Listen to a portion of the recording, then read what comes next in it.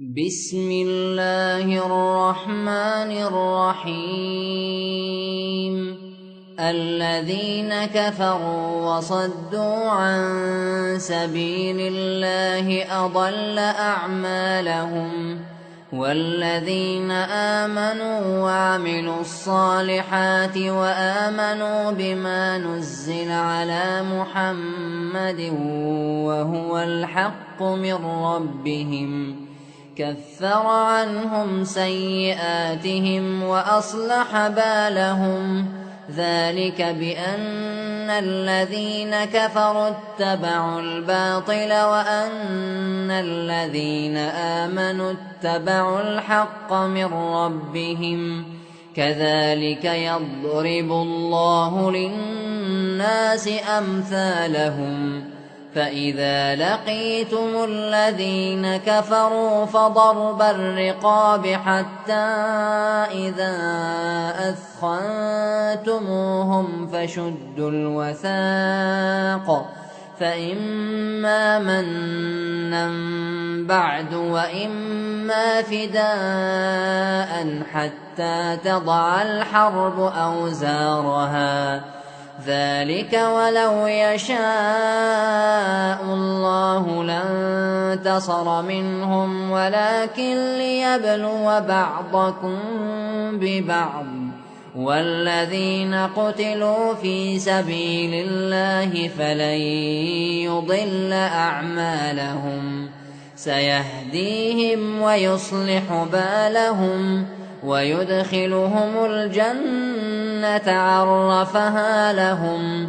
يا أيها الذين آمنوا إن تنصروا الله ينصركم ويثبت أقدامكم، والذين كفروا فتعسا لهم وأضل أعمالهم، ذلك بأنهم كرهوا ما أنزل الله فأحبط أعمالهم. أفلم يسيروا في الأرض فينظروا كيف كان عاقبة الذين من قبلهم، دمر الله عليهم وللكافرين أمثالها، ذلك بأن الله مولى الذين آمنوا وأن الكافرين لا مولى لهم.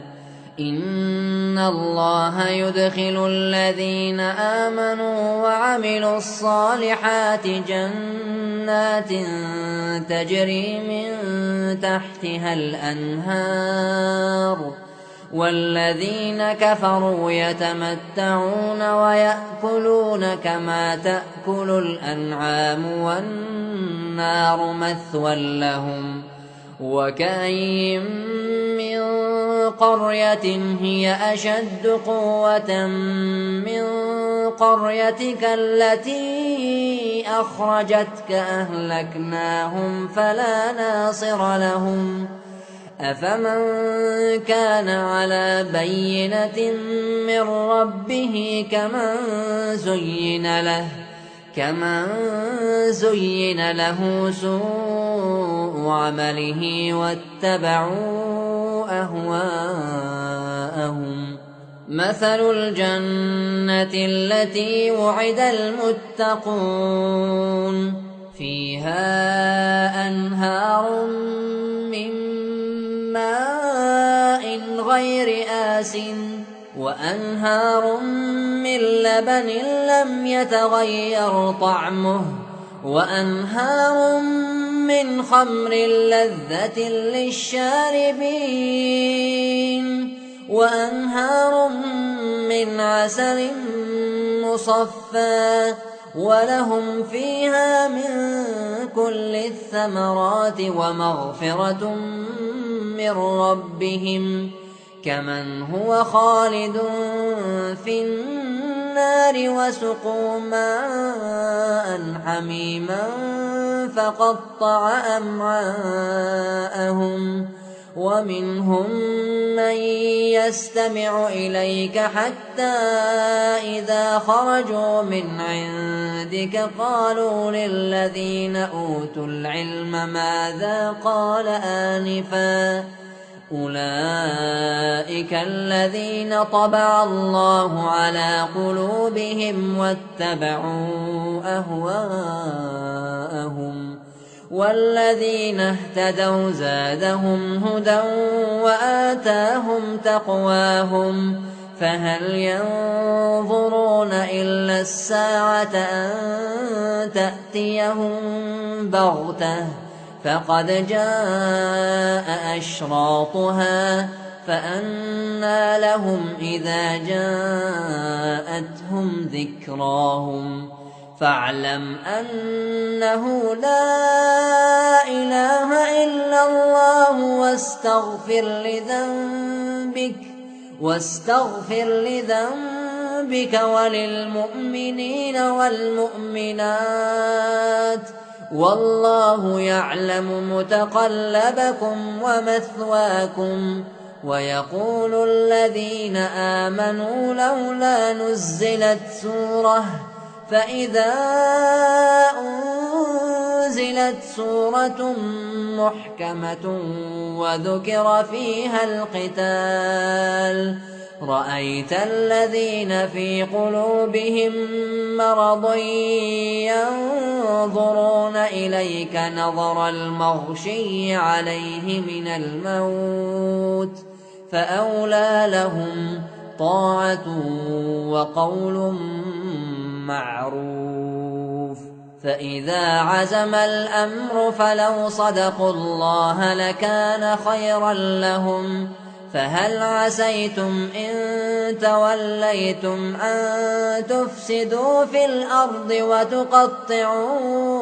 أرحامكم أولئك الذين لعنهم الله فأصمهم وأعمى أبصارهم أفلا يتدبرون القرآن أم على قلوب أقفالها إن الذين ارتدوا على أدبارهم من بعد ما تبين لهم الهدى الشيطان سول لهم وأملى لهم ذلك بأنهم قالوا للذين كرهوا ما نزل الله سنطيعكم في بعض الأمر والله يعلم إسرارهم فكيف إذا توفتهم الملائكة يضربون وجوههم وأدبارهم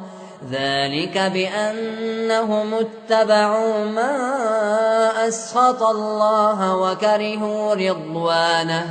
وكرهوا رضوانه فأحبط أعمالهم أم حسب الذين في قلوبهم مرض أن لن يخرج الله أضغانهم ولو نشاء لأريناكهم فلعرفتهم بسيماهم ولتعرفنهم في لحن القول والله يعلم أعمالكم ولنبلونكم حتى نعلم المجاهدين منكم والصابرين ونبلو أخباركم إن الذين كفروا وصدوا عن سبيل الله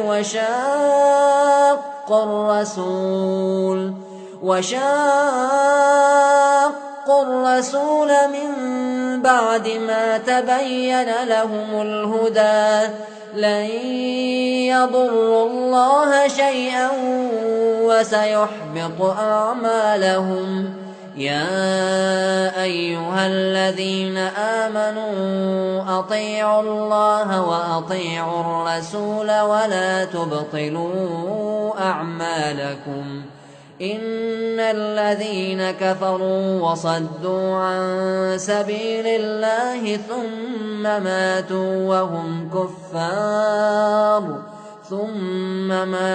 وهم كفار فلن يغفر الله لهم فلا تهنوا وتدعوا إلى السلم وأنتم الأعلون والله معكم ولن يتركم أعمالكم إنما الحياة الدنيا لعب ولهو وإن تؤمنوا وتتقوا يؤتكم أجوركم ولا يسألكم أموالكم إن يسألكموها فيحفكم تبخلوا ويخرج أضغانكم ها أنتم هؤلاء تدعون لتنفقوا في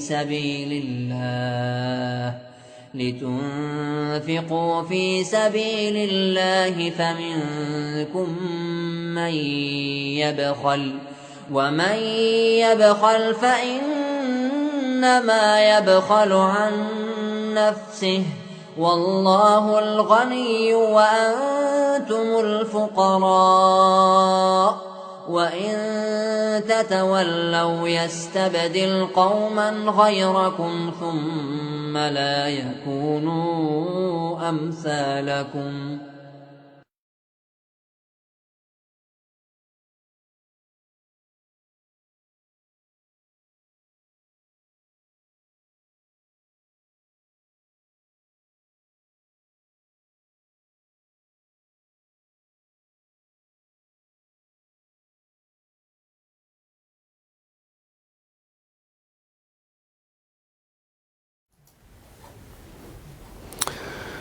بسم الله الرحمن الرحيم الحمد لله والصلاة والسلام على رسول الله وعلى آله وصحبه ومن والاه رب اشرح لي صدري ويسر لي أمري واحلل عقدة من لساني يفقه قولي اللهم لا سهل إلا ما جعلته سهلا وأنت تجعل الحزن إن شئت سهلا. Mes chers frères et sœurs, assalamu alaikum wa rahmatullahi wa barakatuh. Je vous souhaite une fois de plus la bienvenue dans le cadre de ce live en ce vendredi soir. Et j'implore le Seigneur subhanahu wa ta'ala qui nous accorde un savoir utile, bénéfique, profitable. Et en cette période de pandémie qui n'en finit pas, je me permets aussi d'invoquer pour tous nos malades, d'invoquer pour toutes les personnes qui sont décédées, qui ne sont plus de ce monde, qui ont été pour la plupart d'entre elles touchées par ce fléau. En tout cas que la rahma, que la maghfira, que la clémence, le pardon du Seigneur subhanahu wa ta'ala puisse les couvrir et les englober. Et que le Très-Haut puisse accorder une guérison rapide et imminente à nos malades, quelle que soit la raison et la cause de leur maladie. Comme d'habitude, je vais, Inch'Allah, procéder par un petit rappel, suivi par ma question du jour, et ensuite j'enchaînerai sur la dizaine de questions que je traiterai aujourd'hui dans ce live, bi'idhnillah. Aujourd'hui, je voudrais vous parler d'une invocation que le prophète sallallahu alayhi wa sallam formulait dans ce hadith rapporté par Muslim, d'après le compagnon Zayd ibn Arqam. Le prophète sallallahu alayhi wa sallam avait pour habitude de dire ceci: Allahumma inni a'udhu bika min ilmin la yanfa' wa min qalbin la yakhsha' wa min nafsin la tadma' wa min da'watin la yustajabu laha. Je répète l'invocation: Allahumma inni a'udhu bika min ilmin la yanfa' wa min qalbin la yakhsha' wa min nafsin la tadma' ou plutôt la tashba' wa min da'watin la yustajabu laha. Ô mon Seigneur, je demande protection auprès de toi contre un savoir qui ne m'est pas utile et profitable, contre un cœur qui n'est pas épris de khushu', de résignation et d'humilité, contre une âme qui ne se rassasie pas, qui en veut toujours davantage, et contre des invocations qui ne reçoivent aucune réponse en retour. Cette très belle invocation, si chacun d'entre nous médite quant à cette invocation prophétique, nous verrons que tous les éléments cités dans cette invocation, à travers laquelle le messager sallallahu alayhi wa sallam demande protection auprès de son Seigneur, exalté soit-il, contre ces choses-là, nous remarquerons qu'elles sont toutes liées. Et elles convergent toutes vers une même direction. Quelle est donc cette direction ? Cette direction, c'est tout simplement l'insouciance et le manque de glorification de Dieu. al-ghafla wa qillatu ta'zimillahi azza wa jal. Donc l'insouciance et le manque de glorification qui commence par le cœur, comme nous l'apprend le verset dans Surat al-Hajj. ذلك ومن يعظم شعائر الله فإنها من تقوى القلوب. Ainsi donc ceux qui glorifient les rituels de Dieu, qui leur accordent leur importance, ذلك من تقوى القلوب, ceci relève de la piété des cœurs. J'ai choisi cette invocation prophétique afin de parler d'un point très important qui est d'ailleurs en lien avec tout ce que nous expliquons durant ces dernières semaines à travers ces lives. La recherche de tout savoir qui ne te rapproche pas de Dieu, qui ne nous rapproche pas du Très-Haut, est un savoir inutile. Attention, il n'est peut-être pas inutile dans sa nature, mais il est inutile dans sa fonction. Il faut faire une grande différence entre les deux. Je prends un exemple. Quelqu'un qui mémorise le Coran Karim, le Saint-Coran. Il le mémorise, il l'a appris. Et puis cette connaissance qu'il a du Coran ne lui est pas du tout profitable. Cette connaissance du Coran devient un savoir inutile.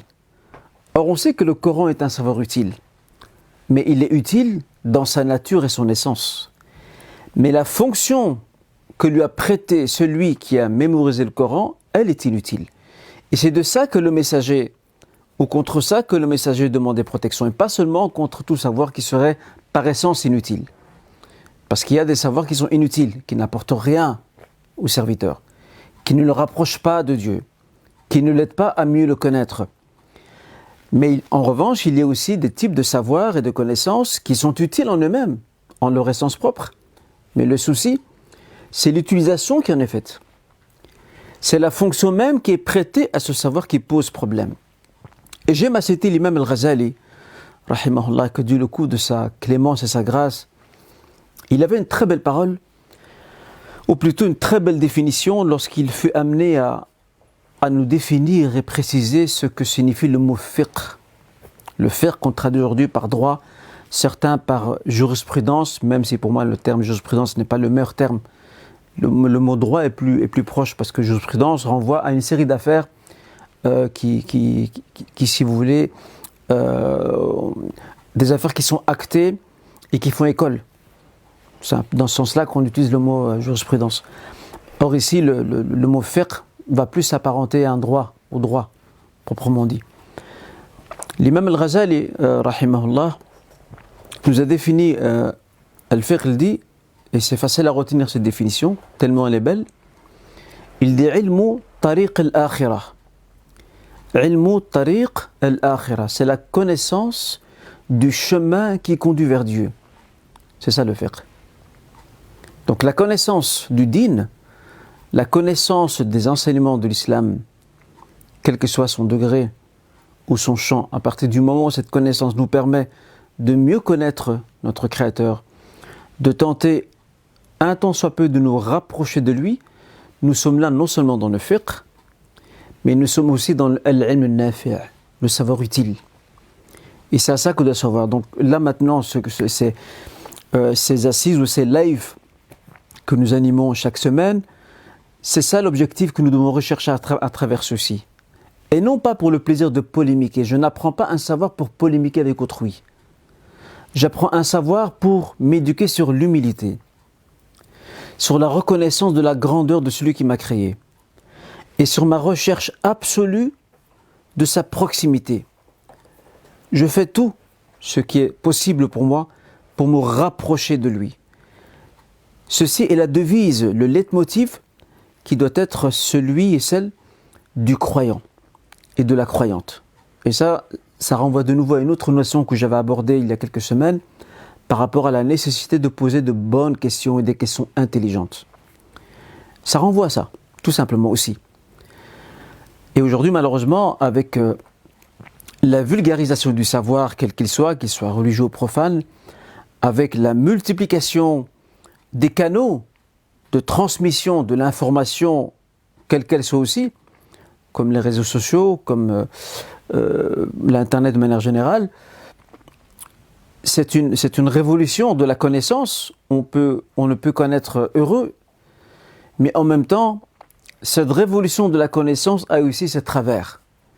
Parce que n'importe qui s'immisce dans une chose publique, qu'elle soit religieuse ou profane, et s'autoproclame connaisseur de la chose. Et c'est pour cette raison qu'il est très important, il est fondamental, mes chers frères et sœurs, d'apprendre à ce que nous ayons cette dose conséquente de scrupules moraux et religieux, autrement dit de réserve, et en même temps d'humilité. Donc je résume, j'apprends pour me rapprocher de mon Seigneur subhanahu wa ta'ala, pour faire des pas en avant, me menant vers lui, et je n'apprends pas pour aller polémiquer avec autrui ou pour faire prévaloir ma connaissance. Et c'est pour ça que l'imam Ahmed avait une très belle parole, il disait « Aslul ilmi khashyatullah » dit l'essence même du savoir, c'est la crainte révérentielle de Dieu. À partir du moment où cette connaissance nous ouvre sur Allah Azza wa Jal, sur le Seigneur, exalté soit-il, elle ouvre notre cœur, notre âme, notre conscience, notre esprit sur lui, elle nous aide à progresser par une série d'actes que nous posons au quotidien pour aller vers lui et pour améliorer notre relation avec autrui. Nous pouvons, Inch'Allah, estimer que ce savoir que nous détenons et que nous cherchons à acquérir nous sera utile. Et ça, c'est très important. Ne perdons pas le sens des choses et surtout le sens des priorités. Parce que nous ne sommes pas ici dans cette vie pour longtemps. Dommage pour celles et ceux qui perdent des années précieuses de leur vie dans la futilité, dans la bêtise, dans la polémique stérile. Dommage pour eux. Ils saisissent des questions qu'ils ne comprennent pas et ils en font un paravent pour remuer les terres. Donc là, je tiens vraiment à souligner ce que doit produire al-ilm al-nafi', le savoir utile, la connaissance utile, ce qu'elle doit produire comme effet sur nos personnes dans le quotidien. Et ça renvoie aussi à la nécessité de renforcer, de revisiter aussi notre intention, niya, et notre sincérité, l'ikhlas. Ceci, mes chers frères et sœurs, était le petit rappel que je tenais à partager avec vous pour ce live. Et comme vous le savez, à chaque live, je débute toujours celui-ci par un petit rappel. Maintenant, permettez-moi d'enchaîner sur ma question du jour. Alors, pour ce qui est de ma question du jour, comme vous le savez, nous sommes dans le mois de Rabi al-Awwal, qui est le mois durant lequel le messager sallallahu alayhi wa sallam est né. Sallallahu alayhi wa sallam, il est né durant ce mois. Cet homme qui fut envoyé comme Rahma lil alamin, wa ma arsalnaka illa rahmatan lil alamin, nous t'avons envoyé comme clémence et miséricorde pour l'humanité. La question que je me pose, le connaissons-nous suffisamment bien? Connaissons-nous suffisamment bien le messager? Pas seulement à travers ses enseignements, mais à travers sa personnalité et son exemplarité. Et à l'aune de cet élément que je viens d'évoquer, ou de cette question que je viens de poser, il y a des frères et des sœurs qui s'interrogent et qui se demandent, pouvons-nous, oui ou non, célébrer donc l'anniversaire ou la naissance du meilleur des hommes, le prophète Mohammed sallallahu alayhi wa sallam. Ce qu'on appelle le Mawlid al-Nabawi, qui d'ailleurs a été célébré jeudi de la semaine dernière. Je dirais en toute franchise et toute sincérité, sans détour, que cette fête, enfin ce qu'on appelle fête, elle n'est pas légiférée pour plusieurs raisons. Elle n'a pas d'origine. La première raison, elle est plutôt historique. Parce que lorsque nous revenons vers l'histoire de l'islam, nous trouvons que pour la première fois dans l'histoire de la Ummah, une fête, une célébration de la naissance du prophète sallallahu alayhi wa sallam sera instituée. Nous sommes à la fin du 4e siècle de l'Hégire. Nous sommes en Égypte, sous le règne de la dynastie chiite, ismaélite, qu'on appelle les Fatimides et qu'il faudrait plutôt appeler les Ubaydites, parce qu'ils n'ont aucune filiation prouvée remontant jusqu'à Fatima, la fille du prophète sallallahu alayhi wa sallam, et ne peuvent le prétendre. Ils ont été les premiers à mettre en place cette célébration. Mais ce n'est pas tout. Ils ont aussi mis en place d'autres célébrations. Ils ont mis en place la célébration de la naissance de Fatima, de Hassan, de Hussein et de bien d'autres personnages, au point que l'historien égyptien, fin connaisseur de son pays, Al-Maqrizi, dans son livre Al-Khitat, qui est un fabuleux livre d'histoire, je ne pense pas qu'il existe en français, cet auteur nous relate que les Fatimides, lorsqu'ils ont gouverné l'Égypte, une partie du Moyen-Orient, ils ont mis en place 27 célébrations. 27 célébrations de personnages pieuses de l'islam.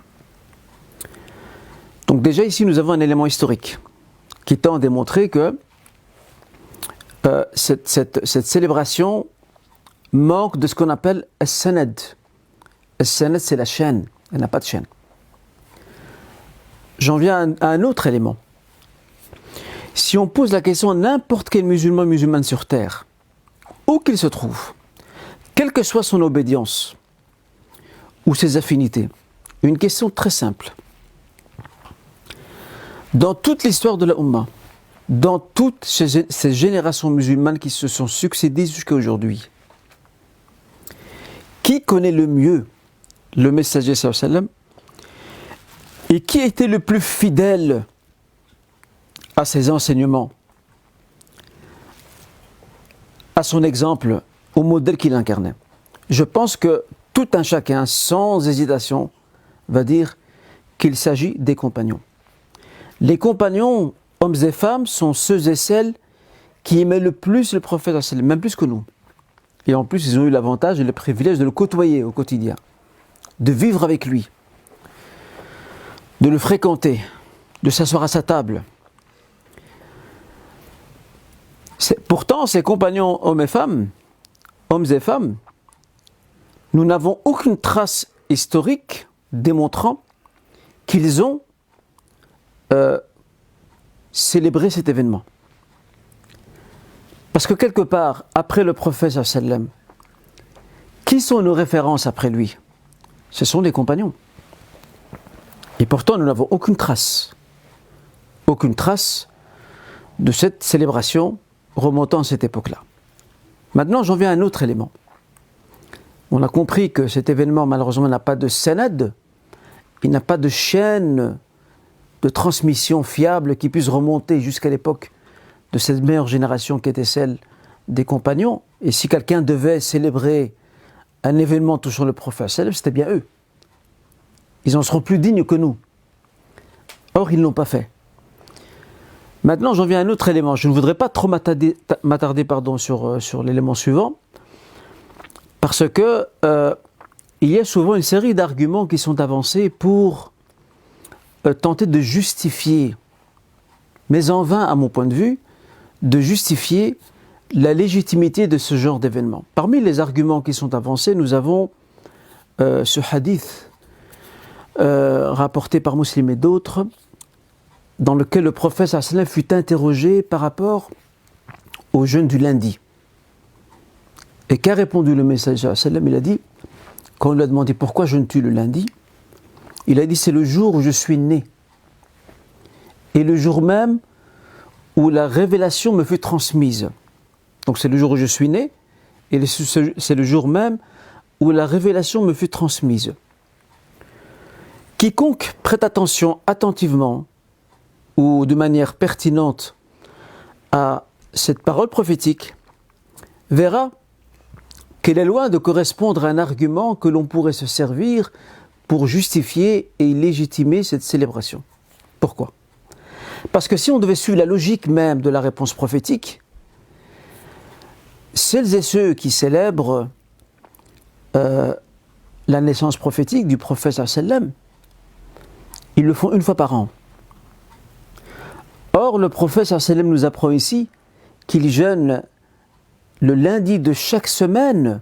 Le lundi de chaque semaine, il le jeûne. En fait, il le jeûne pour remercier Dieu. Donc c'est chaque semaine. Donc si on devait suivre la logique, une logique en termes d'argumentation, on devrait normalement fêter son anniversaire tous les lundis. Et pas une fois par an, parce que là, je ne peux pas me servir de ce texte-là pour dire et pour affirmer que oui, mais le prophète sallam, il a mis à l'honneur son jour de naissance. Oui, il l'a mis à l'honneur par le jeûne. Je vais y revenir maintenant. Mais c'était chaque lundi, et pas une fois par an. Et donc de ce fait, ça veut dire que normalement, je suis censé, si je vais sur l'opinion selon laquelle nous sommes censés ou nous pouvons fêter cet événement, bien normalement, je devrais chaque lundi fêter son anniversaire, ce serait logique.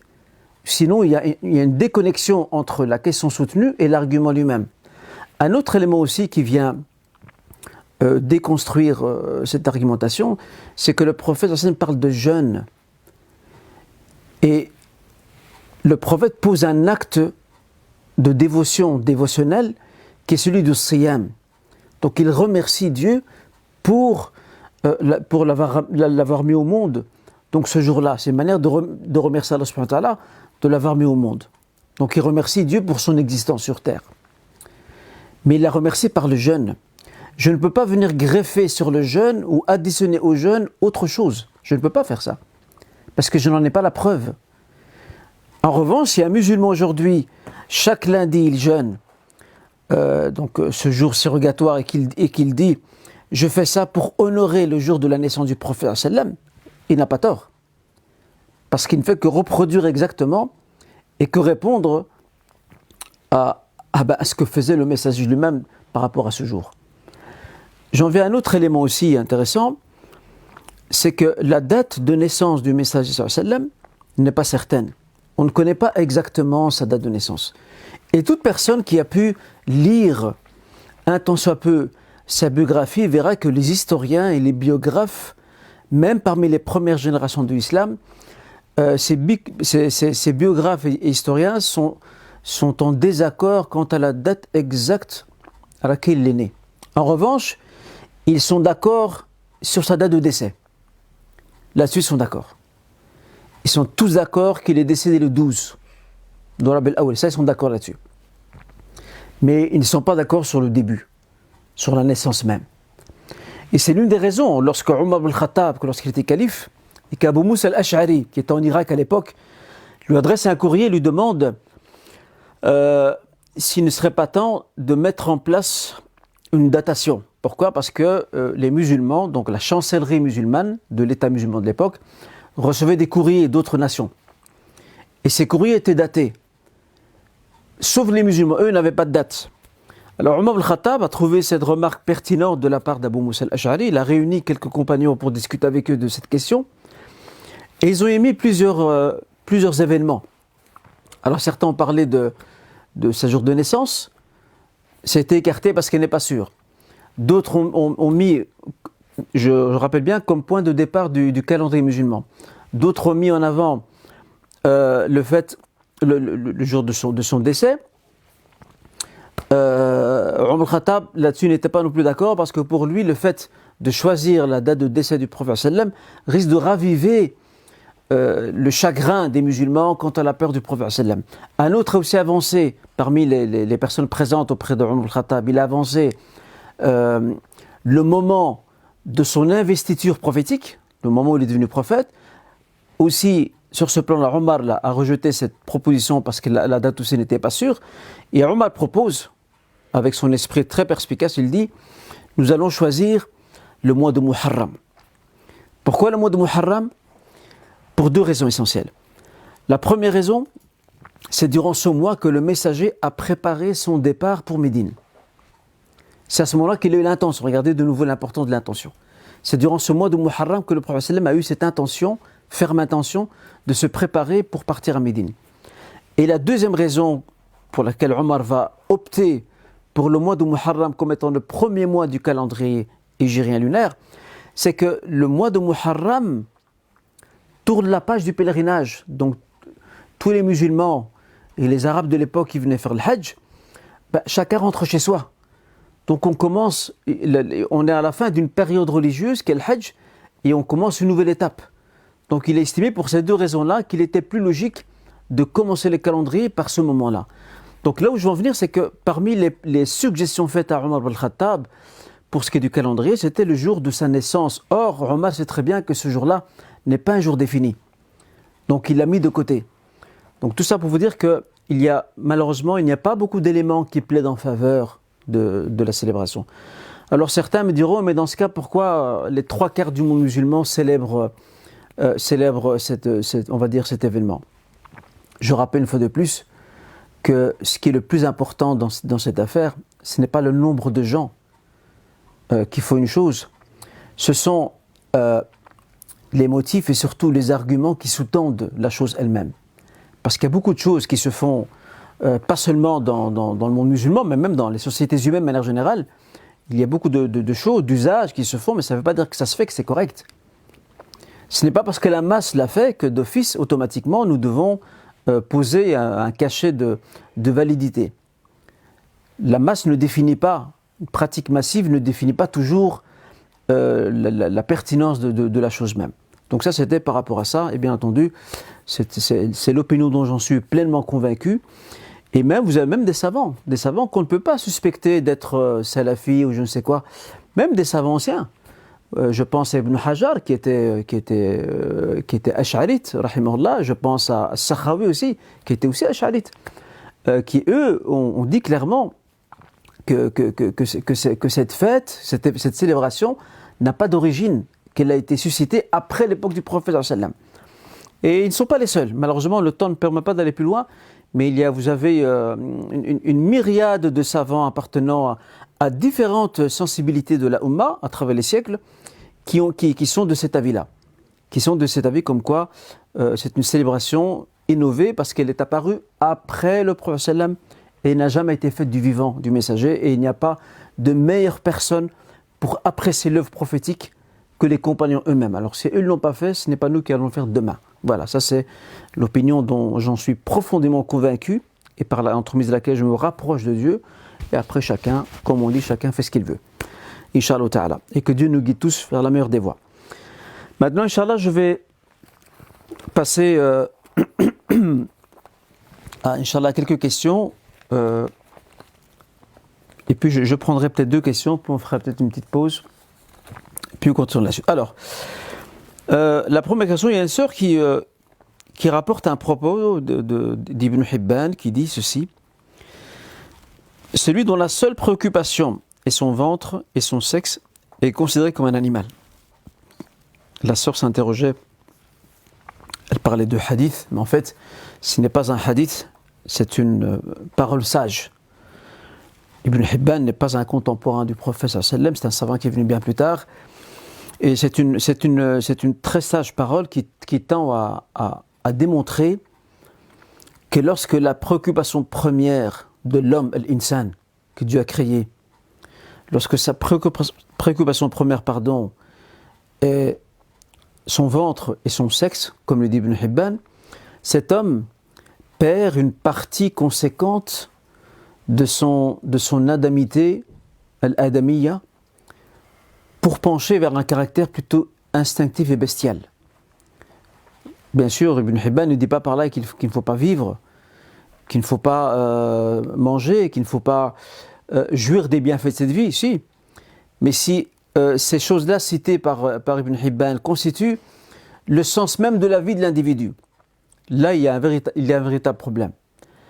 Parce que là, et c'est comme ça qu'on comprend aussi la parole d'Ibn Hibban, il dit, il est considéré comme un animal. Parce que l'animal, lui, un animal, on ne peut pas lui faire de reproche, parce que l'animal vit selon ses instincts.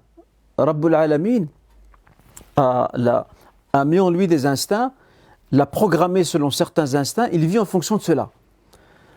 Procréer, manger, boire, se défendre et chasser.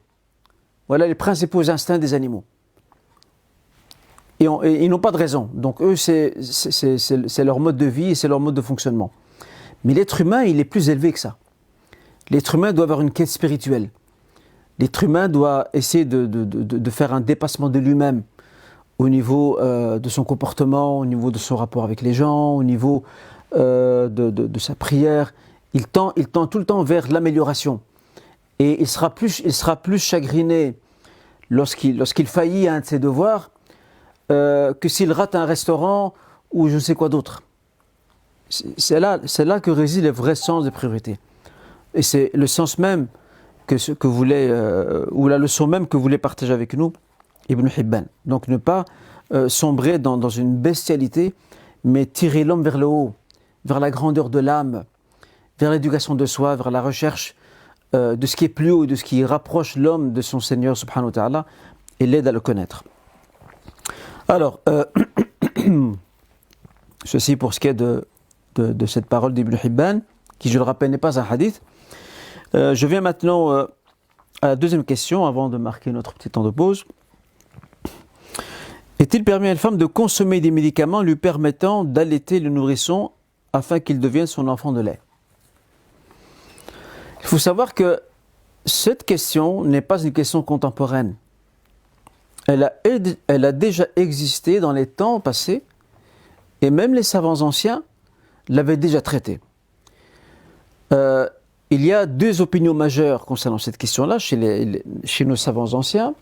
Il y a celle qui ne considèrent pas ce lait produit par l'entremise de médicaments. Ils ne considèrent pas ce lait-là, donc ce lait et cet allaitement, comme étant un allaitement qui institue ce qu'on appelle al-mahramiyya, le fait qu'il y a un lien de mahram qui se met en place. Par exemple, une femme, tel garçon n'est pas son enfant, donc elle va l'allaiter, et quand il va grandir, ce garçon peut voir cette mère de lait ou cette tante de lait, il peut la voir sans son hijab. Okay, il peut rester même avec elle seule après la puberté. Ce genre de choses-là, ou ce genre d'aspect lié à une notion importante qui est celle de ce qu'on appelle en arabe le mahramiyya, donc tout ce qui touche à la notion de mahram. Selon l'avis de ces savants-là, ce type de lait ou ce type d'allaitement issu de ce traitement médical n'institue pas la notion de mahram. Et puis nous avons une deuxième opinion qui, elle, a été entre autres soutenue par l'imam Ahmed et l'imam Malik aussi, rahimahumullah,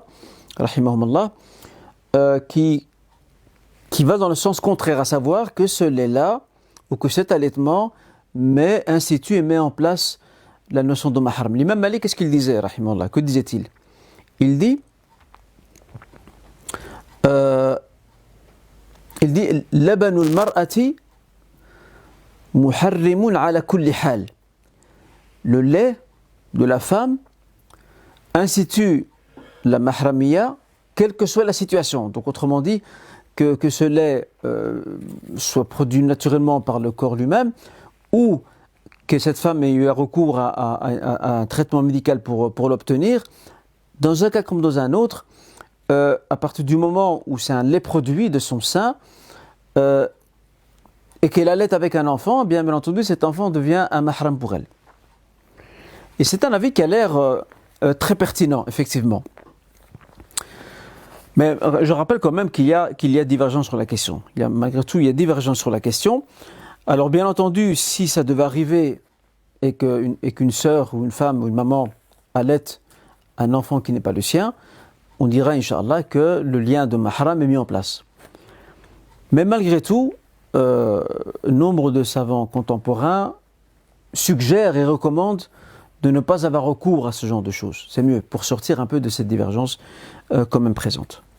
N'empêche, si ça se présentait, on ne pourrait en aucun cas annuler ce lien de mahram qui s'est mis en place entre cette femme et l'enfant proprement dit. On va peut-être arrêter ici, Inch'Allah, pour quelques minutes, et puis nous reprendrons après. Barakallahu fikum, wassalamu alaikum. Bismillahirrahmanirrahim. يا أيها الذين آمنوا لا تقدموا بين يدي الله ورسوله واتقوا الله إن الله سميع عليم. يا أيها الذين آمنوا لا ترفعوا أصواتكم فوق صوت النبي ولا تجهروا له بالقول كجهر بعضكم لبعض أن تحبط أعمالكم وأنتم لا تشعرون. إن الذين يغضون أصواتهم عند رسول الله أولئك الذين امتحن الله قلوبهم للتقوى لهم مغفرة وأجر عظيم إن الذين ينادونك من وراء الحجرات أكثرهم لا يعقلون ولو أنهم صبروا حتى تخرج إليهم لكان خيرا لهم والله غفور رحيم يا أيها الذين آمنوا إن جاءكم فاسق بنبأ فتبينوا أن تصيبوا قوما بجهالة فتصبحوا على ما فعلتم نادمين واعلموا أن فيكم رسول الله لو يطيعكم في كثير من الأمر لعنتم ولكن الله حبب إليكم الإيمان وزينه في قلوبكم وكره إليكم الكفر والفسوق والعصيان أولئك هم الراشدون فضلا من الله ونعمه والله عليم حكيم وإن طائفتان من المؤمنين اقتتلوا فأصلحوا بينهما فإن بغت إحداهما على الأخرى فقاتلوا التي تبغي حتى تفيء إلى أمر الله فإن فاءت فأصلحوا بينهما بالعدل وأقسطوا إن الله يحب المقسطين إنما المؤمنون إخوة فأصلحوا بين أخويكم واتقوا الله لعلكم ترحمون يا أيها الذين آمنوا لا يسخر قوم من قوم عسى أن يكونوا خيرا منهم ولا نساء من نساء عسى أن يكن خيرا منهن ولا تلمزوا أنفسكم ولا تنابزوا بالألقاب بئس الاسم الفسوق بعد الإيمان ومن لم يتب فأولئك هم الظالمون يا أيها الذين آمنوا اجتنبوا كثيرا من الظن إن بعض الظن إثم ولا تجسسوا ولا يغتب بعضكم بعضا أيحب أحدكم أن يأكل لحم أخيه ميتا فكرهتموه واتقوا الله إن الله تواب رحيم يا أيها الناس إنا خلقناكم من ذكر وأنثى وجعلناكم شعوبا وقبائل لتعارفوا إن أكرمكم عند الله أتقاكم إن الله عليم خبير قالت الأعراب آمنا قل لم تؤمنوا ولكن قولوا أسلمنا ولما يدخل الإيمان في قلوبكم وإن تطيعوا الله ورسوله لا يلتكم من أعمالكم شيئا إن الله غفور رحيم إنما المؤمنون الذين آمنوا بالله ورسوله ثم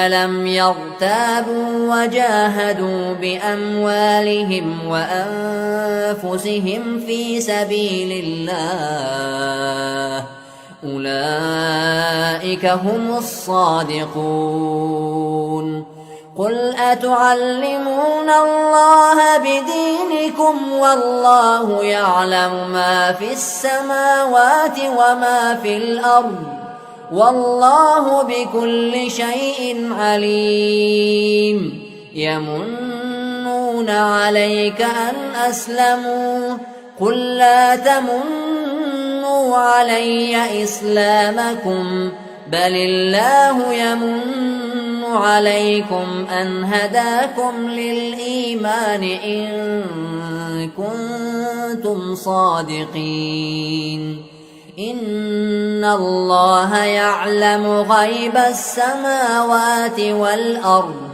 والله بصير بما تعملون.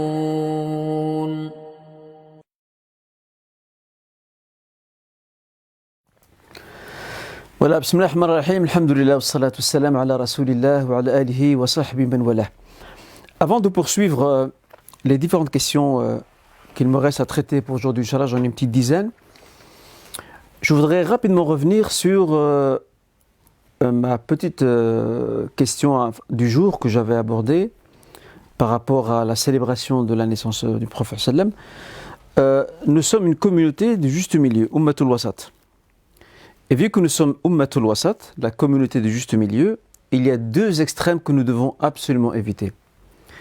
Il y a l'extrême de celles et ceux qui ne connaissent le prophète sallam qu'une fois par an, à savoir durant cette nuit-là, ou durant cette soirée-là, dite la soirée de sa naissance. Je rappelle que la date de sa naissance n'est pas une date précise, elle est incertaine. Et puis il y a l'autre extrême aussi qu'on veut éviter. C'est le fait de s'auto-censurer, à savoir qu'on ne parle plus du prophète sallam même durant ce mois, durant lequel il est né. Je ne pense pas que ce soit une bonne idée en soi. Je ne pense pas que c'est pertinent. Je crois qu'il est important, d'ailleurs c'est ce que je fais personnellement chaque année lorsque j'ai un sermon durant ce mois, donc durant le mois de la naissance du prophète sallam, je profite de ce moment pour rappeler une page de notre histoire, parce que la naissance du prophète sallam, même si on ne connaît pas la date exacte, mais on sait durant quel mois et durant quelle année, ça reste une page de notre histoire. Et malheureusement, je le dis souvent, nous musulmans, nous ne connaissons pas suffisamment bien notre histoire. Et on ne peut pas plonger la Ummah, la communauté, dans une forme d'amnésie, la rendre amnésique, et ne se souvient plus de cette date, de ces événements. Donc voilà, il faut éviter ces deux bords extrêmes.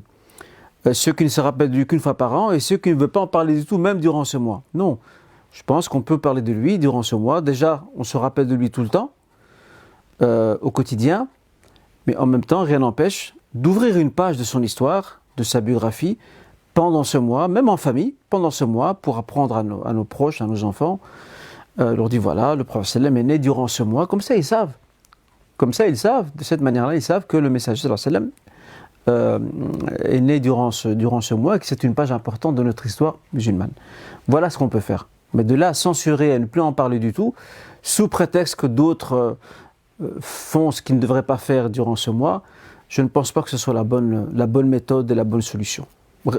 Il faut absolument rester sur ce fameux juste milieu auquel je fais allusion. Voilà, c'était un point je devais vous en parler avant la petite pause et ça m'était sorti de l'esprit. Je me suis dit, je vais me rattraper à la reprise.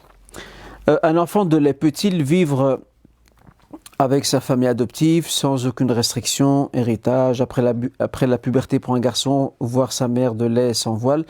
Alors, pour ce qui est de voir sa mère de lait ou sa tante de lait, paternelle ou maternelle sans voile, ça n'y a aucun souci.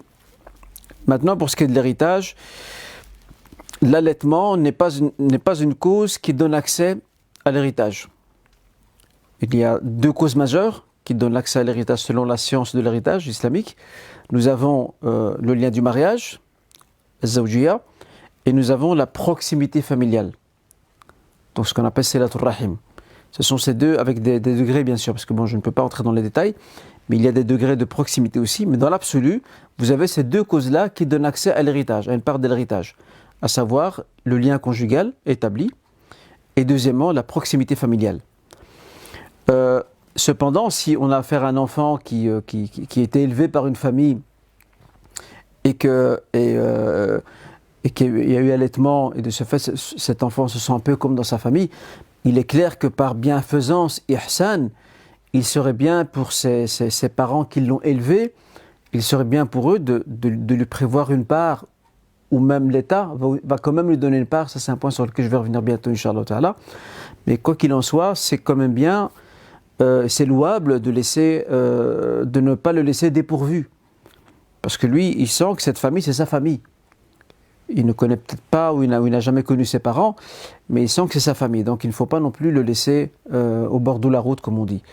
J'en viens maintenant à la question suivante, toujours liée aussi à la question plutôt liée à l'adoption. Est-il judicieux d'adopter un enfant issu d'une relation non conforme à l'islam, entre parenthèses un viol, fornication, etc.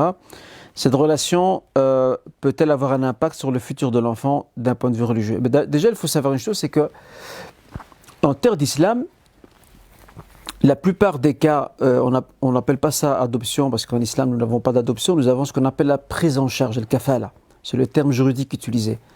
Al-kafala, la prise en charge.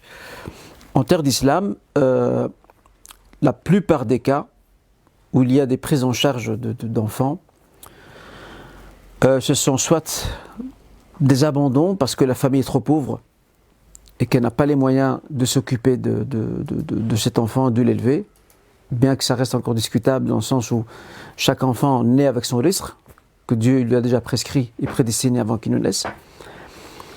L'autre raison, effectivement, c'est que quelquefois il y a zina, la fornication, ou même le viol, qui fait que cette femme, par peur de la désapprobation familiale, publique, etc., sociétale tout simplement, elle abandonne cet enfant. Je me rappelle au Maroc, à plusieurs reprises, on m'a rapporté, des personnes de là-bas m'ont rapporté qu'à plusieurs reprises, on trouvait des bébés enveloppés dans un genre de couverture au bord de la mer, abandonnés.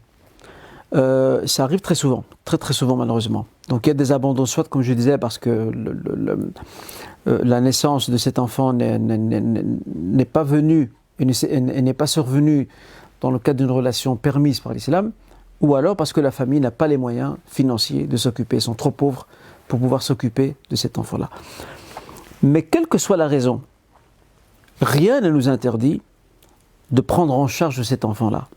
Je dis bien de prendre en charge. Maintenant, les juridictions des pays musulmans prévoient le concept de kafala, la prise en charge. Ici en Occident, on parle d'adoption. Quand une famille, par exemple ici en Belgique, musulmane, veut ramener un enfant du Maroc pour l'élever, au Maroc, dans les papiers officiels, il sera indiqué qu'il s'agit d'une kafala, selon le droit musulman, et selon le statut du code de la famille au Maroc, par exemple. Mais ici en Belgique et en Occident de manière générale, ce sera considéré dans le statut civil, légal, comme étant une adoption. Mais là, on ne sait, sur le plan légal, on ne sait rien faire. On ne sait pas faire autrement. Pourquoi? Parce que cet enfant, lorsqu'il vient ici, il doit être déclaré, il doit avoir une situation. Et vu que la prise en charge n'existe pas, sur les papiers, cet enfant, au jeu bien sûr de la loi civile, il est considéré comme étant l'enfant adoptif de telle famille. Mais nous, on sait que, islamiquement parlant, cet enfant est pris en charge. Donc, il est de l'ordre de la kafala. Voilà un peu la chose. Parce que Aucune famille ne pourra passer par une autre voie. Toute famille qui désire le ramener du Maroc ou d'ailleurs, ramener cet enfant ici, je parle bien d'une famille musulmane, elle ne pourra pas passer par un autre statut autre que celui prévu par la loi civile, à savoir celui de l'adoption. Maintenant, concernant la question du frère ou de la sœur ici, oui, tout à fait. Il n'y a aucun impact d'ailleurs sur le futur de l'enfant. Au contraire, c'est aux parents qui vont élever cet enfant de tout faire pour lui donner la meilleure éducation, l'amour, l'affection, tout ce qu'il a besoin pour s'épanouir. Et il n'est pas responsable des agissements ou des actes commis par ceux qui l'ont mis au monde. Il n'en est rien responsable. Et il ne faut surtout pas lui faire ressentir cela. Parce que là, sur le plan psychologique, ça risque d'être assez douloureux. Et c'est vrai que certains enfants, lorsqu'ils grandissent, ceux qui ont été pris en charge par des familles où, selon le jargon civil occidental, ils ont été adoptés, à un certain âge, ces enfants se posent des questions. Et il se peut que ceux qui les ont élevés leur disent et leur avouent, voilà, on t'a pris en charge, on t'a élevé, nous ne sommes pas tes vrais parents. Mais là après, il faudra avoir du tact.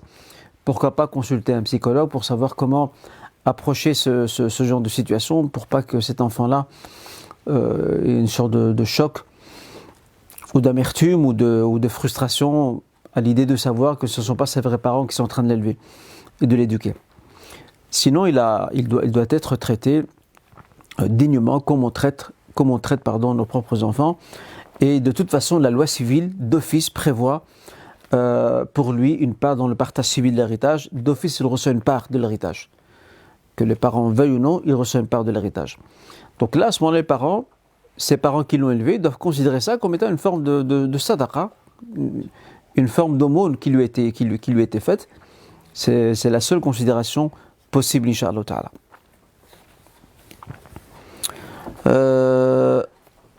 Alors, juste avant de passer à la question suivante, par rapport au lait produit grâce aux médicaments, j'avais dit il y a quelques instants ou là tout à l'heure que l'idéal serait de ne pas avoir recours à ce genre de méthode et de faire appel soit à une sœur ou à l'épouse de son frère pour qu'elle puisse allaiter cet enfant qu'on veut élever par exemple. Ça c'est tout à fait plausible. Mais si une femme va quand même s'adonner à ce genre de traitement thérapeutique pour avoir du lait alors qu'elle n'est pas enceinte, l'interdit de manière formelle, d'un point de vue islamique bien sûr, ne sera en soi difficile. Une personne qui apprend par les médecins que ne pourra pas avoir d'enfant, peut-elle se tourner vers l'adoption? N'est-ce pas une façon de détourner le destin qu'Allah lui a prescrit? En fait, non. Pas du tout. Pas du tout. Déjà, je rappelle que nous n'avons pas vraiment d'adoption. Nous avons ce qu'on appelle le kafala. Et ce n'est pas du tout une remise en question du destin. Il est du droit de ce couple de prendre en charge un enfant, de l'élever, de l'éduquer, comme si c'était leur propre enfant. Et plus tard, de lui léguer une partie de leurs biens. Ça, c'est dans le cas où ils vivent en terre d'islam, mais en tout cas, ici, d'office, il aura sa part d'héritage civil. Il n'y a à ce niveau-là, il n'y a aucune contradiction avec la foi en le destin, du fait qu'Allah subhanahu wa ta'ala n'a pas prescrit, n'a pas prédestiné pour ce couple d'avoir ses enfants. Des parents atteints de la maladie d'Alzheimer à un stade avancé, peut-on donner l'aumône à partir de leurs biens pour qu'il leur soit compté de leur vivant, comme s'ils l'avaient donné eux-mêmes? Généralement, une personne qui a atteint qui est affectée par ce genre de maladie, donc l'Alzheimer, normalement elle doit avoir un tuteur qui gère ses biens parce que cette personne n'est plus vraiment responsable. Mais imaginons qu'il n'y a pas encore de tuteur désigné, les enfants proches bien sûr peuvent gérer l'avoir de leurs parents, comme c'est le cas ici, ils peuvent gérer l'avoir de leurs parents et donner de cet avoir-là en aumône au nom de leurs parents. Il n'y a aucun problème à ce niveau-là parce que les parents justement n'ont pas de lucidité pour être responsables sur le plan religieux de leurs agissements. À ce niveau, il n'y a aucun problème et c'est compté comme si c'était eux qui l'avaient donné par eux-mêmes. C'est comme quand on mandate quelqu'un pour qu'il verse une sadaqa à notre place. On ne l'a pas fait nous-mêmes, mais on l'a donné à quelqu'un pour qu'il le fasse pour nous. C'est comme si nous l'avions fait par nous-mêmes. Là-dessus, il n'y a aucun souci, Inch'Allah. Alors, ça, c'était la 6e question. Il y a une personne qui a posé une question sur le lait maternel. Est-ce que vous la posez ou pas? Quelle est la question? Donc, au service des prématurés, en maternité, parfois les soignants ont recours de donner aux enfants prématurés du lait maternel d'autres personnes. Donc elle voulait savoir quelle est sa situation par rapport à ça. Donc le lait maternel donné pour les enfants prématurés, ça à l'hôpital. Oui, généralement c'est un lait qui est donné à partir de ce qu'on appelle une sorte de banque de lait. Le problème des banques de lait, c'est qu'il y a eu un très grand débat entre les savants par rapport à ça. Il y a certains qui ne l'autorisent pas du tout, parce qu'ils disent que c'est un lait qui provient d'une autre femme et qui n'est pas, voilà, ça crée un lien de mahrami avec une femme qui n'a rien à voir avec lui. D'autres, Cheikh Al-Qaradawi, parmi les contemporains, lui l'autorise parce que pour lui, il n'y a pas de mahramé qui se met en place, parce que la condition de la mahramia, c'est que l'enfant tète le sein de sa mère. Donc, il y a ce qu'on appelle en arabe al-massa. Al-massa, c'est le fait de téter le sein de sa mère. Il faut qu'il y ait ça pour qu'il y ait ce lien de mahramia. Donc pour le Cheikh Qaradawi parmi les contemporains, ce n'est pas une chose qui va perturber, enfin pas perturber l'enfant, mais qui va établir un lien de mahram avec une femme inconnue. Donc pour lui, il n'y a aucun problème. Mais franchement, vu qu'il y a quand même une sérieuse divergence sur cette question-là, si la sœur peut, dans la mesure du possible, l'éviter, c'est mieux. Wallahu a'lam. Alors là, une question aussi très intéressante. Qu'en est-il de la kinésiologie? La kinésiologie, qu'en est-il? On sait très bien que la kinésiologie, c'est un traitement thérapeutique. D'abord, je tiens à préciser que je ne suis pas médecin, je n'ai pas de compétences médicales. Ce que je vais vous dire là maintenant, ce sont des éléments de réponse que je vais avancer sur base d'échanges avec des praticiens. Donc je sais ce que c'est la kinésiologie, je n'en suis pas expert, ce n'est pas mon domaine, mais je me suis quand même référé à des praticiens qui connaissent ce domaine-là, et en tout cas je les remercie ici, et qui ont pu m'éclairer. En résumé, il faut savoir, je dis bien en résumé, qu'il y a 3 types, parmi bien d'autres, 3 types de kinésiologie. Il y a la kinésiologie qui est liée à ce qu'on appelle le test musculaire, qui permet de rééquilibrer certaines choses. Il faut savoir que le corps est doté d'une mémoire. Nos membres à nous sont dotés d'une mémoire. La mémoire, ce n'est pas seulement dans le cerveau, même dans le corps lui-même et dans nos organes, il y a une mémoire. Et donc le test musculaire permet de rétablir certains déséquilibres. Donc ça, jusqu'à présent, il n'y a pas de problème par rapport à ça.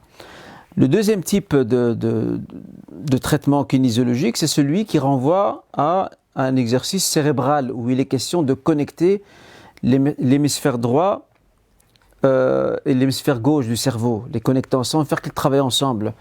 Et ça renvoie à la fameuse notion de ce qu'on appelle le brain gym. Là aussi, il n'y a aucun souci. Là où il y aura une très grande réserve, c'est le 3e cas où on parle d'énergie, on parle d'initiation, on parle d'ésotérisme, on parle de certains mots-clés utilisés par, vous voyez, des mots déclencheurs utilisés par des praticiens. Là, ça pose problème, quelque part. Pourquoi? Parce que lorsque j'en ai discuté avec certains praticiens, ils m'ont fait découvrir une certaine littérature parlant de cela. On voit que ça remonte à très loin à l'Égypte ancienne. On sait qu'à l'époque de l'Égypte ancienne, l'Égypte pharaonique, c'était le berceau, pas seulement de la sorcellerie, mais aussi le berceau, comme nous l'apprend le Coran Karim avec l'histoire de Moussa et des sorciers, mais c'était aussi le berceau de la collaboration, de l'appel au monde parallèle du monde des djinns. Donc de ce fait, à ce niveau-là, c'est quand même assez sensible, et franchement, c'est une chose à éviter. Donc tout ce qui est lié à des questions d'énergie, ça reste quand même assez douteux. On est sur une zone un peu sensible, et c'est une pratique sur laquelle il faut avoir des réserves par rapport à ça. Voilà la réponse par rapport à la kinésiologie. Est-ce permis, il y a pas mal de questions aujourd'hui d'ordre médical, est-ce permis de procéder à un examen de colonoscopie en prévention? Donc pour celles et ceux qui ne savent pas, La colonoscopie, c'est un examen médical qui permet de voir un peu l'état du côlon. Comme on sait, il y a beaucoup de cancers, que Dieu nous en préserve, il y a beaucoup de cancers du côlon. Et donc, c'est un examen où on voit un peu l'état du côlon, s'il est encore en bon état, s'il y a des infections quelconques ou un problème de cet ordre-là. La réponse est oui. On peut faire ça en prévention. Ça ne rentre pas dans le champ du waswas. On peut faire ça en prévention. D'ailleurs, les juristes, ils ont même une règle. Ils disent ad-daf'u awla min ar-raf', que l'on pourrait traduire aujourd'hui dans le langage contemporain. La prévention, mieux vaut prévenir que guérir. La prévention prévaut sur la guérison. Donc il n'y a aucun mal effectivement à consulter donc un gastroentérologue pour ce genre d'examen. Il n'y a aucun problème. Consulter un gynécologue homme, je suppose que c'est une sœur qui pose la question, est-ce autorisé islamiquement? D'abord, il y a un principe général qui est lié à la pudeur. Nous avons un hadith rapporté par Muslim dans lequel le prophète dit لا ينظر الرجل إلى عورة الرجل ولا المرأة إلى عورة المرأة. D'accord? Et vice versa également. Donc un homme ne peut pas voir ce qui relève de l'intime d'un homme et une femme ne peut pas voir ou observer ce qui relève de l'intime d'une femme. Et en sens inverse également. Autrement dit, un homme ne peut pas voir ce qui relève de l'intimité d'une femme, à moins que ce soit son épouse, et vice versa. Donc le principe, c'est vraiment la préservation de la pudeur. Ça, c'est un principe fondamental. Alors, la règle par rapport à ça, c'est que des femmes qui doivent se faire ausculter par un ou une gynécologue, ça devient une daroura, donc c'est une nécessité médicale, parce que même une femme non plus ne peut pas normalement, sur le principe, découvrir ce qui relève de l'intimité d'une autre femme, normalement, sur le principe. Mais vu qu'il y a une nécessité médicale, c'est une permission, une dérogation qui rend la chose permise en soi et autorisée. Et effectivement ici, on recommande nos sœurs effectivement à privilégier, dans la mesure du possible, une femme. Et bon, je ne pense pas que, ici en Belgique ou même en France, je ne pense pas que les femmes gynécologues manquent, à ma connaissance. Il faut quand même les privilégier. Et je me permets aussi d'avancer une remarque, parce que certains de nos jeunes sont souvent un peu trop zélés et font plus du tort à eux-mêmes qu'à autrui. J'en veux pour preuve, pour exemple, ces jeunes qui, lorsqu'ils accompagnent leurs épouses qui doivent accoucher, qui font tout un scandale dans les hôpitaux. Pourquoi? Parce qu'ils ne veulent pas que ce soit des hommes qui s'occupent de l'accouchement, alors qu'on leur dit écoutez monsieur, il n'y a pas de femmes disponibles, il n'y a que des hommes. Et je me rappelle d'un jeune qui, alhamdoulilah, aujourd'hui a pris de la maturité, un jeune que sa femme devait accoucher, il a tapé tout un scandale à l'hôpital devant l'équipe médicale, des aides-soignantes, parce qu'il dit moi je n'autorise pas à ce qu'un homme approche ma femme, moi je veux que ce soit une femme, c'est au milieu de la nuit, hein. Il dit moi ce soit une femme qui doit venir s'occuper d'elle pour l'accouchement. Ils ont beau le raisonner en lui disant qu'il n'y a pas de femmes disponibles maintenant, il n'y a que des hommes. Là, ce frère, lorsqu'il m'en a parlé à cette époque-là, je dis là tu as fait une erreur. Parce que là, voilà, c'est un cas de nécessité. Il n'y a pas lieu à commencer à polémiquer avec eux. S'il y a des femmes disponibles, tant mieux. S'il n'y a pas de femmes disponibles, khair, Inch'Allah, ce sera un homme. Là, c'est avant tout la santé de ta femme et de ton enfant qu'il faudra mettre en avant, Inch'Allah. Donc voilà, ça, des fois, il y a certains de nos jeunes qui sont un peu trop zélés et qui viennent imposer leurs règles aux autres. Donc si c'est possible de trouver pour une sœur une femme gynécologue, c'est mieux, pour rester dans le cadre justement de cette pudeur. Si ce n'est pas possible, dans ce cas, ça c'est encore une autre affaire. La 10e question, l'assurance rapatriement, où pour être enterré ici, est-elle permise par l'islam? D'abord, il faut savoir que la question des assurances, de manière générale, a fait un très grand débat parmi ce qu'on appelle fuqaha al-asr, donc les juristes musulmans contemporains. Il y a eu des réunions dans des conseils de jurisprudence internationaux qui se sont tenus il y a une vingtaine d'années. Et la question, elle a fait débat, elle était très départagée entre ceux qui n'acceptent pas le système d'assurance tel qu'il existe aujourd'hui. Pourquoi? Parce qu'ils disent que c'est un système qui est basé sur le profit. et que le seul système permis islamiquement, c'est celui qui est coopératif, où tout le monde court les mêmes risques, et la société et le client, et d'autres savants qui, eux, considèrent que le contrat d'assurance est un contrat basé sur les risques, sur des risques partagés. Et vu qu'on est basé sur des risques partagés, à savoir, qui dit risque dit en échange de pouvoir contribuer financièrement pour repousser ce risque-là. Parmi ceux qui n'étaient pas très d'accord avec cet avis majoritaire qui avait été ratifié lors d'une réunion du Conseil international des droits islamiques, il y avait le cheikh Mustafa Zarqa, l'éminent juriste syrien, contemporain qui est décédé maintenant. Il est décédé en 99, en 99. Lui n'était pas très d'accord avec ça. Pour lui, les assurances actuelles ne posent aucun problème, dans le sens où les cotisations consenties par les clients, c'est pour faire face à des risques potentiels et probables. Et que ça ne posait aucun problème, mais en même temps, il titille un peu l'avis majoritaire en leur disant « Mais où se trouvent ces assurances dont vous parlez, ces assurances coopératives ?» Il dit « Moi, je n'en vois pas. » Alors, à défaut d'avoir des assurances coopératives, on n'invente pas une chose qui n'existe pas. Les gens n'ont de choix pour préserver leurs intérêts que faire appel à ce genre d'assurance. Moi, je voudrais rajouter une petite précision par rapport à ça. Il y a des assurances obligatoires, on le sait. L'assurance voiture, l'assurance incendie. Il y a des assurances qui ne sont pas de l'ordre de l'obligatoire et qu'on peut largement s'en passer. Aujourd'hui, comme on sait, les sociétés d'assurance proposent des gammes incroyables d'assurance pour amadouer le client. Si on peut les éviter au grand maximum, c'est le meilleur. Après, il y a des assurances qui peuvent s'inscrire dans le haja proche de la daroura. Je prends un exemple. Le cas du décès, par exemple, quelqu'un qui n'a pas d'assurance rapatriement ou qui puisse couvrir ses frais d'enterrement s'il est enterré dans le pays même, c'est problématique. Pourquoi ? Parce que nous sommes censés enterrer nos morts le plus rapidement possible et il s'avère que dans la communauté, on l'entend souvent, des frères et des sœurs décèdent et leurs familles ne sont pas capables de couvrir les frais liés à l'enterrement. Alors il y a une cagnotte qui est lancée.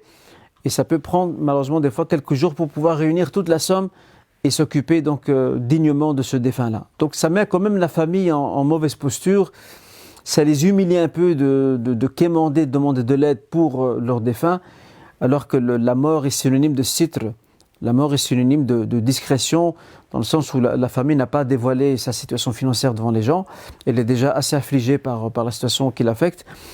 Et là, on est dans une forme de nécessité d'arura parce que nous n'avons pas d'autres formules d'assurance, les assurances coopératives, en tout cas à ma connaissance. Les assurances coopératives, je ne pense pas qu'elles courent les rues. Donc ça, c'est ce qu'on peut dire par rapport à ça. Wallahu ta'ala a'lam. Alors, ça, on a répondu à ça. Il y avait une question sur les ablutions. On va bientôt arrêter, Inch'Allah. Peut-on garder les mêmes chaussettes pour accomplir les prières de toute la journée ? Et au travail, doit-on passer la main sur les chaussettes ? Notre ablution donc, est-elle acceptée ? D'abord, sachons une chose très importante, c'est que ce qu'on appelle l'effleurement sur les chaussettes commence après qu'on ait fait nos ablutions, qu'on ait porté nos chaussettes. Une fois qu'on porte nos chaussettes, il y a une période où l'on peut passer sa main sur ses chaussettes pour le résident et pour le voyageur. Pour le résident, c'est 24 heures. Bien sûr, 24 heures en gardant les chaussettes à ses pieds. Et c'est 72 heures, 72 heures pour le voyageur. Donc, ce qui équivaut plus ou moins 3 jours. Mais à partir de quel moment commence l'effleurement des chaussettes ? Ça commence à partir du moment où on est confronté aux premières ablutions. Donc je prends un exemple, je me suis levé le matin, j'ai pris le salat al-fajr, la prière de l'aube, j'ai fait mes ablutions bien sûr, j'ai mis mes chaussettes. Al-Dhuhr, je n'ai plus mes ablutions, je fais mes ablutions, je passe mes mains sur mes chaussettes, et bien c'est à partir de ce moment-là que commence la durée de 24 heures si je suis résident, ou 72 heures, 72 heures si je suis voyageur. Et la condition, c'est que ce soit les mêmes chaussettes. Quand j'ai les mêmes chaussettes, c'est-à-dire que tu les as gardées on les a gardées durant toute la journée. Parce que si on retire les chaussettes, les ablutions ne s'annulent pas. Imaginons quelqu'un en journée, il a ses ablutions, il avait passé ses mains sur ses chaussettes, les ablutions précédentes, et voilà, 2 heures plus tard, il retire ses chaussettes, il les retire. Ces ablutions ne sont pas annulées parce que tant que ces ablutions ne se sont pas invalidées par autre chose, il est toujours couvert par ces ablutions. Mais s'il remet ses chaussettes, il ne peut pas de nouveau continuer à essuyer dessus. Pourquoi ? Parce que il les a retirées entre-temps. Et la condition, c'est d'avoir ses chaussettes sur ses pieds au moment de faire l'effleurement. Donc ça, c'est un point très important à souligner et sur lequel il y a beaucoup de confusion. Donc là, toute la journée, la personne peut essuyer, que ce soit au travail ou ailleurs, elle peut essuyer sur ses chaussettes et Inch'Allah, ses ablutions, sans aucun problème, acceptées, Inch'Allah. Je ne sais pas si j'avais encore noté une autre question ici. Oui. A-t-on plus de récompenses ? 12e question. A-t-on plus de récompenses en étant enceinte de jumeaux au lieu d'un seul bébé ? Wallahu a'lam, Dieu est plus savant. Je ne connais pas de différence de récompense pour l'un ou pour l'autre, que la femme soit enceinte d'un seul bébé ou qu'il ait des jumeaux. Mais une chose est certaine, le plus important, vu que ce doit être une sœur, le plus important, la récompense la plus importante, ce sera celle au niveau de l'éducation qui sera de nos enfants. Ce n'est pas le fait de savoir si la femme est enceinte d'un seul enfant ou de 2. À ma connaissance, il n'y a pas de hadith qui parle de ça. Si quelqu'un en connaît, je serai d'avance preneur, Inch'Allah, mais à ma connaissance, il n'y en a pas. Wallahu a'lam. Donc ici, c'est l'éducation. C'est dans l'éducation que se vérifiera la rétribution divine et la valeur de l'effort de la mère et de la valeur de ses enfants, surtout à travers l'éducation qu'ils vont recevoir de leur mère, de leur père. Voilà ce qu'on peut dire par rapport à ça. Nos parents décédés sont-ils au courant des grands événements qui se déroulent dans notre vie ? J'avais déjà abordé cette question lors d'un précédent live. J'avais expliqué que il y avait débat entre les savants pour savoir les morts entendent-ils les vivants. J'avais cité lors du live précédent une série d'arguments allant dans le sens où ils n'entendaient pas, et même ceux qui avaient avancé des arguments prouvant le contraire, leurs arguments étaient expliqués ou étaient explicables. De manière générale, nous n'avons pas d'arguments tranchés, clairs, précis sur cette question. Donc même la raison de ces divergences, comme je l'ai dit lors du live précédent, si les savants divergent pour savoir si oui ou non les morts entendent et ressentent les proches qui viennent leur rendre visite, s'il y a débat sur la question, c'est parce que nous n'avons pas de source sûre et catégorique sur la question. Alors, on sait une chose, c'est que on sait que les âmes se rencontrent et que il y a même un hadith qui est rapporté par certains savants dans lequel ils évoquent que les âmes des nouveaux défunts informent ceux qui sont déjà défunts de ce qui s'est passé entre-temps dans le monde des vivants. Mais de nouveau, ça reste encore ce hadith. Il est source également à débat quant à son authenticité. Donc il n'y a rien de tranché en fait sur la question. Mais ce qui est certain, c'est qu'à distance, ils ne savent pas savoir si des événements particuliers ont touché les uns ou les autres. Ça, c'est fort peu probable. Wallahu a'lam, bien sûr.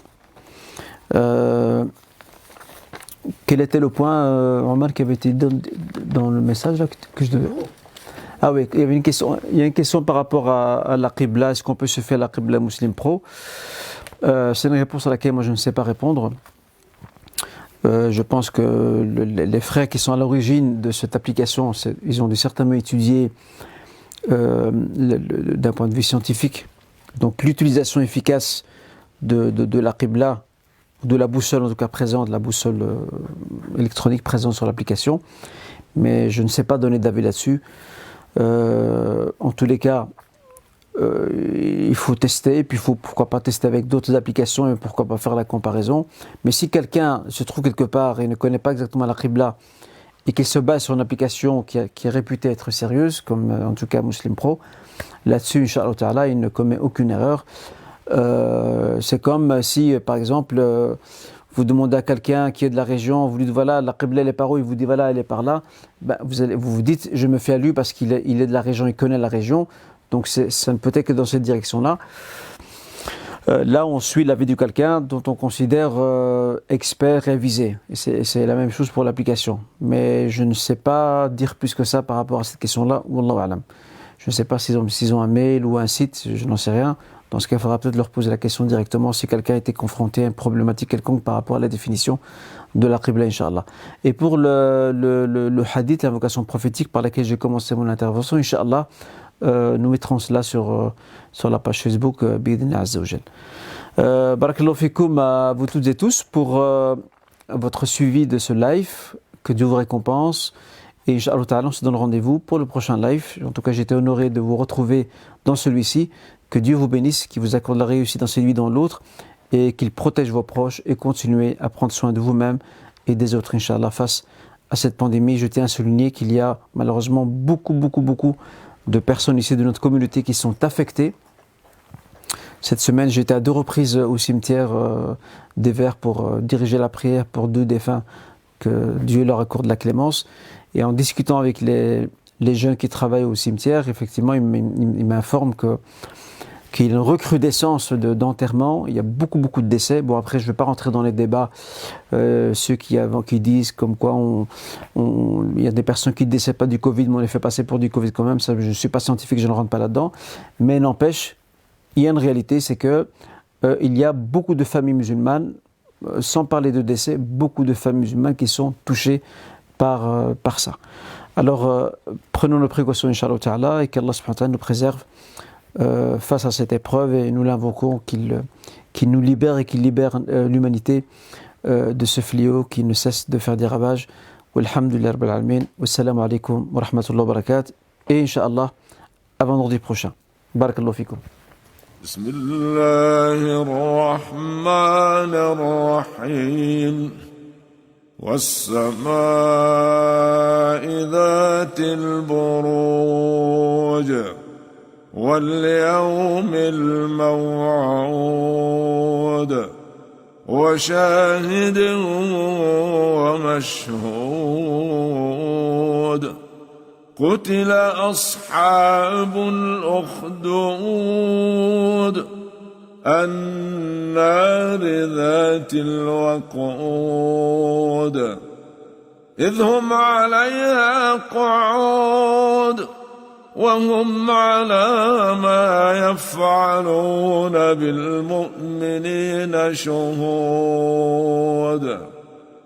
وما نقموا منهم إلا أن يؤمنوا بالله العزيز الحميد الذي له ملك السماوات والأرض والله على كل شيء شهيد إن الذين فتنوا المؤمنين والمؤمنات ثم لم يتوبوا فلهم عذاب جهنم ولهم